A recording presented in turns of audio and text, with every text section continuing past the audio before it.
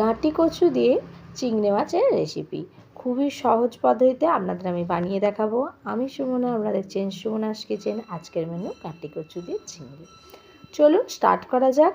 আমি প্রথমেই চিংড়ি মাছগুলো পরিষ্কার করে ধুয়ে নিয়ে নুন হলুদ মাখিয়ে ভেজে নিয়েছি বেশ একটু ভালো করেই। তারপরে ওই কড়াতে আবারও সামান্য কিছু তেল দিয়ে দিয়েছি। দিয়ে এবার এখানে একটি বড় সাইজের পেঁয়াজ দিয়ে দিয়েছি কুচি করে। চলুন এবার পেঁয়াজগুলোকে ভালো করে বেশ লাল লাল করে ভেজে নেব। দেখুন এখানে পেঁয়াজগুলো নরম হয়ে বেশ কিছুটা ভালোভাবে ভেজে গেছে। এই অবস্থায় আমি কচু আর আলু একসাথে দিয়ে দেব। দিয়ে আবারও নেড়ে নেব।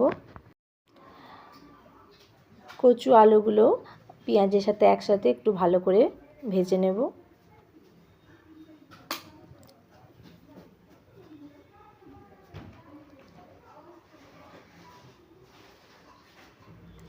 তারপর এখানে আমি দিয়ে দেব দুটো কাঁচা লঙ্কা। দেখুন এখানে একটু ভাজা ভাজা হয়ে গেছে। এই অবস্থায় দুটো কাঁচা লঙ্কা আর দিয়ে দেব একটা বড় সাইজের টমেটো কুচি। দিয়ে আবারও ভালো করে একটু নিয়ে নিলাম। চলুন এবার একে একে সব মশলাগুলো দিয়ে দিই।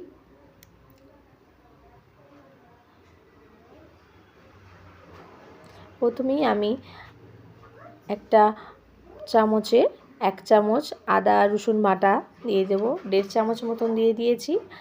আর তারপর দিয়ে দিলাম 1 চামচ মতন জিরে গুঁড়ো, দিয়ে 1 চামচ মতন লঙ্কা গুঁড়ো। যে যেমন ঝাল পছন্দ করেন সেই অনুযায়ী দিয়ে নেবেন। যেহেতু আমি এখানে দুটো কাঁচা লঙ্কা দিয়ে সেহেতু আমি এখানে লঙ্কাটা একটু কমই দিয়েছি। তারপর দিয়ে দেবো হলুদ গুঁড়ো। দিয়ে আবারও ভালো করে সব মশলা কষিয়ে নেব একসাথে।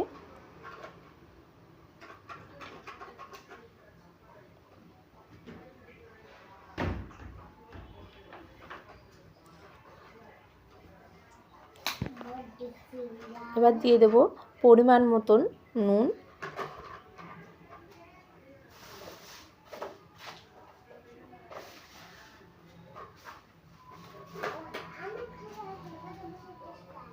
দেখুন এখানে ভালোভাবে কষানো হয়ে গেছে, টমেটোগুলো গলে গেছে আর মশলাটাও বেশ ভালোভাবে কষে গেছে। এই অবস্থায় আমি দিয়ে দেবো এবার জল।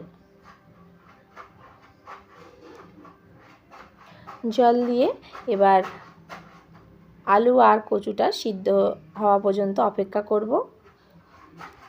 দেখুন তারপর কিছুক্ষণ পর আমি এখানে চলে এসেছি। আসার পর দেখুন এখান থেকে অনেক জলটা মরেও গেছে আর আলু কচু সুন্দরভাবে সিদ্ধ হয়ে গেছে।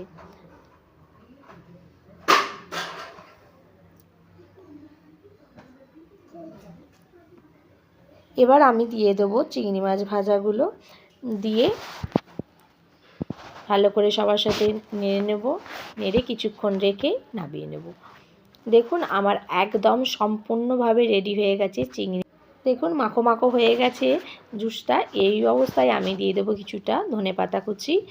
দিয়ে এবার নামিয়ে নেব। একদম সম্পূর্ণভাবে রেডি আমার গাঁটি কচু দিয়ে চিংড়ি মাছ। দুর্দান্ত খেতে আর খুবই অল্প উপকরণ দিয়ে সুন্দর রেসিপি। একবার অবশ্যই ট্রাই করে দেখতে পারেন। আপনাদের আশা করি ভালো লাগবে। আজ ভিডিওটি এখানেই শেষ করলাম।